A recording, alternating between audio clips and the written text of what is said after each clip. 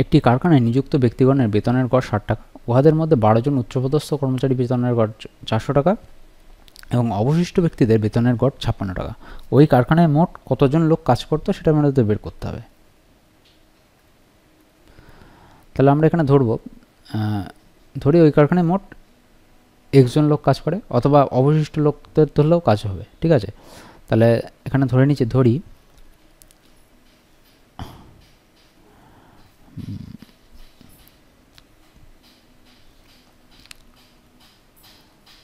কারখানায়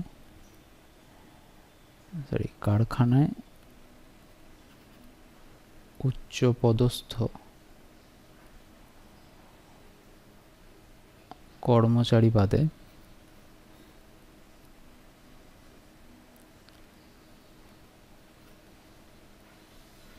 অবশিষ্ট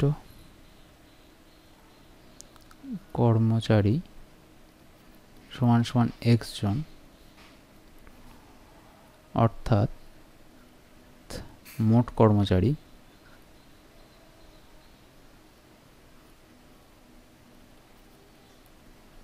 x plus 12 জন। তাহলে দেখো বলেছে যে টোটাল তাদের গড় বেতন, তাহলে মোট কর্মচারীদের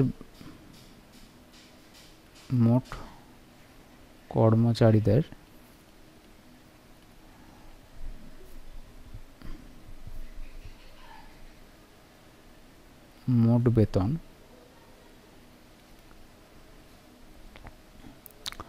ষাট গুণ x প্লাস 12 সমান সমান 60x যোগ 720, এত টাকা।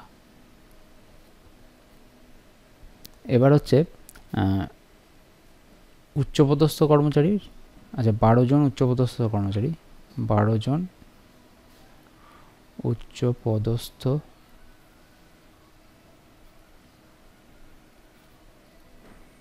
কর্মচারীর মোট বেতন সমান সমান 12 গুণ 400 সমান সমান 4800 টাকা। আর x জন অবশিষ্ট কর্মচারীর গড় বেতন x ইন্টু 56 মানে 56x টাকা। তাহলে এই দুটোর মোট টাকা সমান সমান মোট টাকা, মোট কর্মচারীদের টাকা। তাহলে প্রশ্ন অনুসারে আমরা লিখতে পারি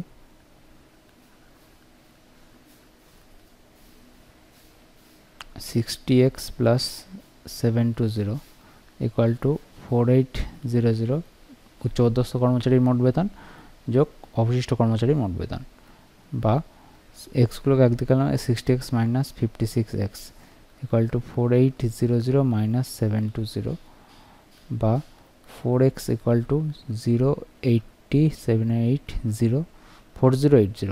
এটা কাটাকুটি করলে পাবো 1020, বা x এর ভ্যালু পেয়ে গেলাম 1020। তাহলে অতএব কারখানায় মোট কর্মচারী সমান সমান x প্লাস 12 সমান সমান x এর ভ্যালু হচ্ছে 1020 যোগ 12 সমান সমান 1032 জন।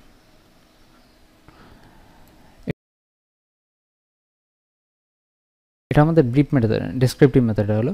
এবার আমরা যদি এটাকে শর্ট মেথডে করি, কিভাবে করব? তাহলে আমাদের 12 জন উচ্চপদস্থ কর্মচারী, x জন অবশিষ্ট কর্মচারী, এদের গড় বেতন হচ্ছে 400, এদের হচ্ছে 56, আর টোটাল গড় বেতন হচ্ছে 60। তাহলে হিসাব করলে আমরা কত পাবো হচ্ছে 4340, কাটাকুটি করলে এখানে পাবো হচ্ছে 85, তাহলে 1:85। তাহলে 12/x এখান থেকে লিখতে পারি যে 12/x ইকুয়াল টু 1/85। তাহলে ক্রস মাল্টিপ্লিকেশন করলে পাবো হচ্ছে 120। তাহলে এবার টোটাল কর্মচারী কত হবে? x প্লাস 12 টোটাল কর্মচারী ধরেছিলাম আমরা, তাহলে টোটাল কর্মচারী হবে হচ্ছে 120 প্লাস 12 ইকুয়াল টু 132। এটা হচ্ছে আমাদের অ্যান্সার হবে।